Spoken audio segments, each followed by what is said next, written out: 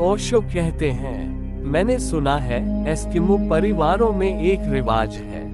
एक फ्रेंच यात्री जब पहली दफा एस्किमो ध्रुवीय देशों में गया तो उसे कुछ पता नहीं था।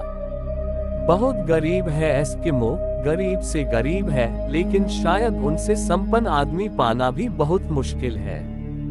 उस फ्रेंच लेखक ने लिखा है कि मैंने उनसे ज्यादा समृद्ध लोग नहीं देखे।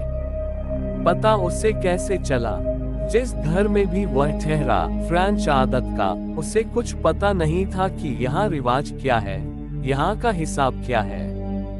किसी एस्किमो से उसने कह दिया कि तुम्हारे जूते तो बहुत खूबसूरत है। उसने तत्काल जूते भेंट कर दिए। उसके पास दूसरी जोड़ी नहीं है। बर्फीली जगह है, नंगे पैर चलना जीवन को जोखिम में डालना है, लेकिन यह सवाल नहीं है। 2-4 दिन बाद उसे बड़ी हैरानी हुई कि वह जिससे भी कुछ कह दे कि यह चीज बड़ी अच्छी है, वह तत्काल भेंट कर देता है। तब उसे पता चला कि एस्किमो मानते हैं कि जो चीज किसी को पसंद आ गई, वह उसकी हो गई। उसने पूछा कि इसके मानने का कारण क्या है।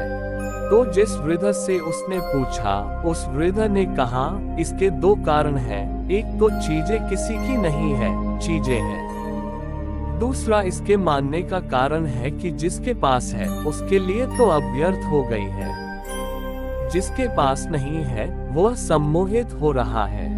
अगर उसे न मिले तो उसका सम्मोहन लंबा हो जाएगा। उसे तत्काल दे देनी जरूरी है ताकि उसका सम्मोहन टूट जाए। और तीसरा कारण यह है कि जिस चीज के हम मालिक हैं, उसकी मालकियत का मौका ही तभी आता है जब हम किसी को देते हैं, नहीं तो कोई मौका नहीं आता। चीजों का होना आपको गृहस्थ नहीं बनाता, चीजों का पकना क्लिंगिंग आपको गृहस्थ बनाता है। ये एस्किमो सन्यासी है, साधु है, जिसे हम साधु कहते हैं। अगर उसके भीतर हम झांके तो वहाँ संग्रह मौजूद रहता है, बना रहता है, तो फिर वह गृहस्थ है। बाहर से आप क्या है, यह बहुत मूल्य का नहीं है। भीतर से आप क्या है, यही मूल्य का है। लेकिन भीतर से आप क्या है, यह आपके अतिरिक्त कौन जानेगा, कैसे जानेगा? इसलिए सदा अपने भीतर पर एक आंख रखनी चाहिए निरीक्षण की कि मैं भीतर क्या हूँ।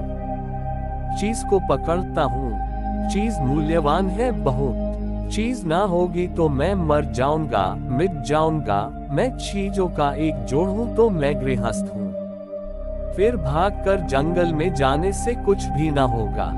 फिर इस गृहस्थ होने की भीतरी व्यवस्था को तोड़ना पड़ेगा। सन्यासी होना एक आंतरिक क्रांति है।